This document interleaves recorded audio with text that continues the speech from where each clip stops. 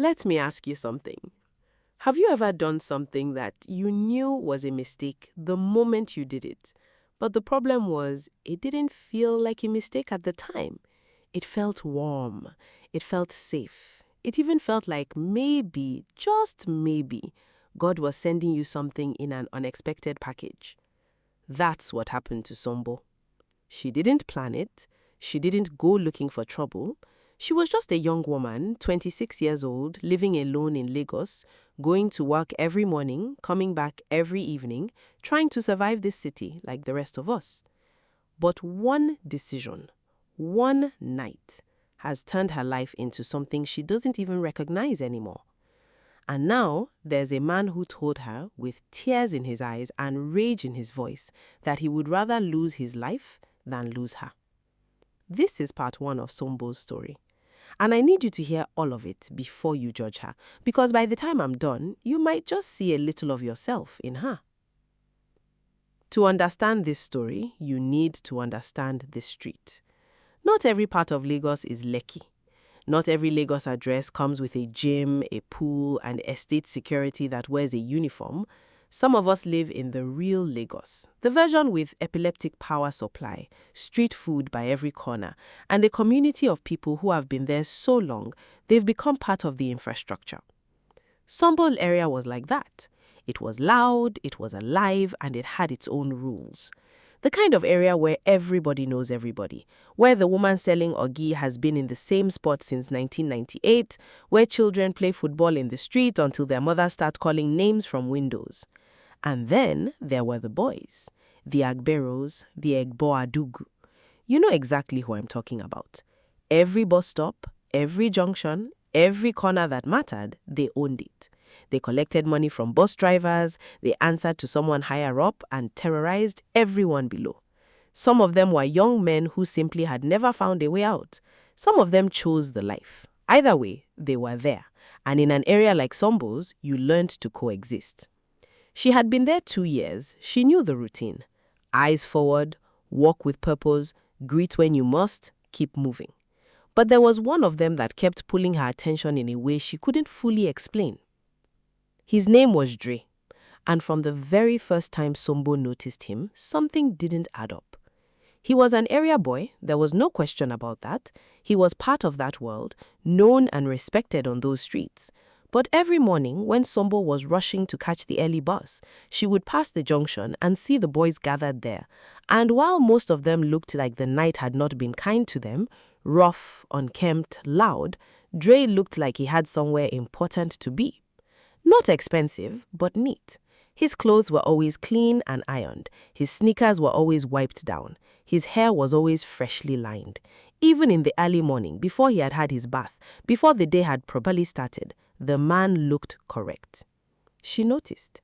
She told herself she was just observing. She wasn't, because she also noticed that he noticed her. Every morning without fail, he was at that junction when she was leaving. Every evening, he was at the bus stop when she returned. Not aggressive about it, a simple nod, a quiet, you don't reach, and that was it.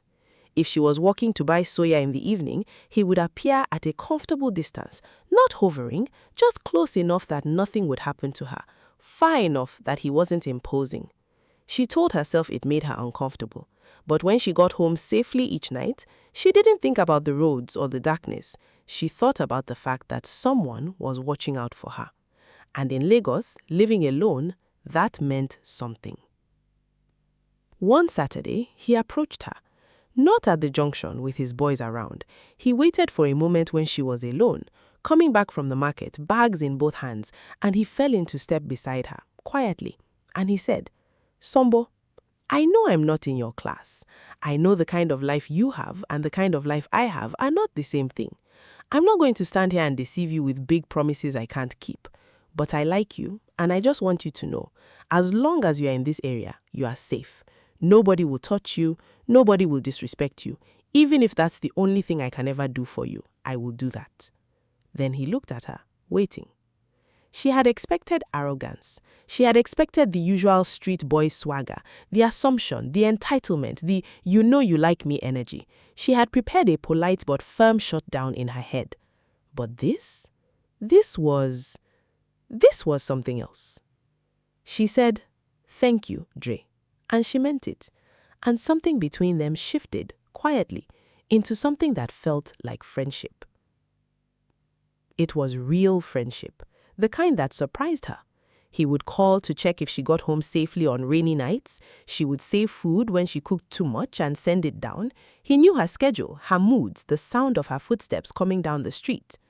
At this point, Sumbo had been single for over a year. Not because she didn't want a relationship. She did. But Lagos had a way of making love feel like a luxury. The men she wanted weren't available.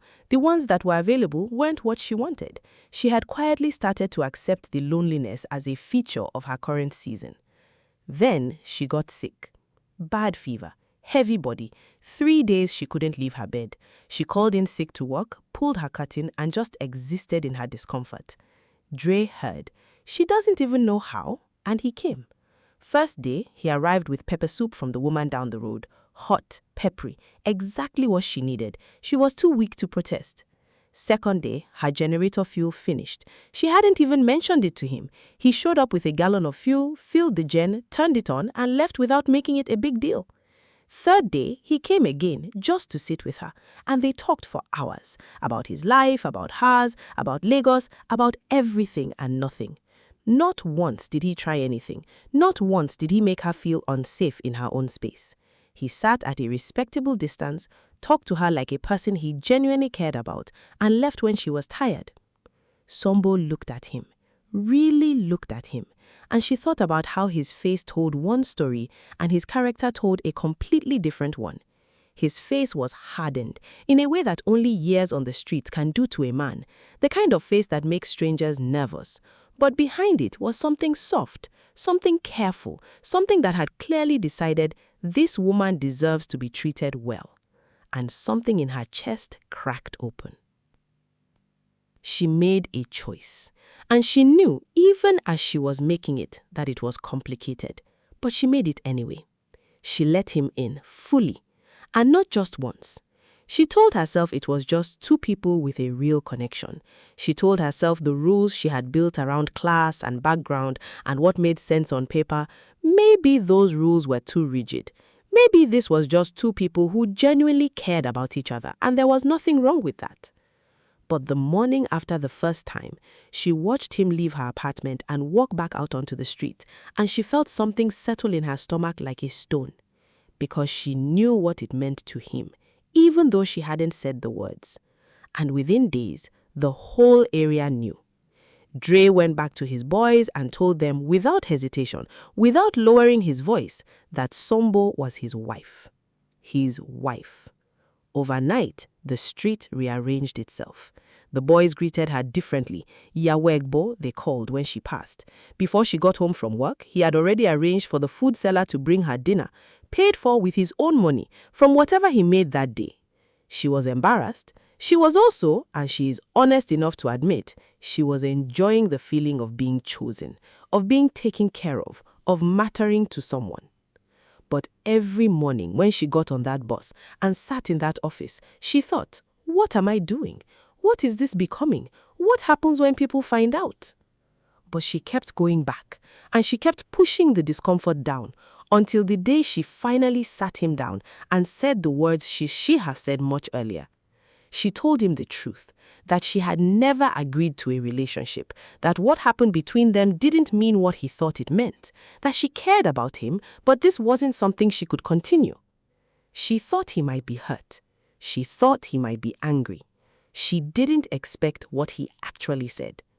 He looked at her, calm as still water, and said, "Sumbo, I would rather lose my life than lose you." Not as a threat, not as a performance, as a fact. And in that moment, everything changed.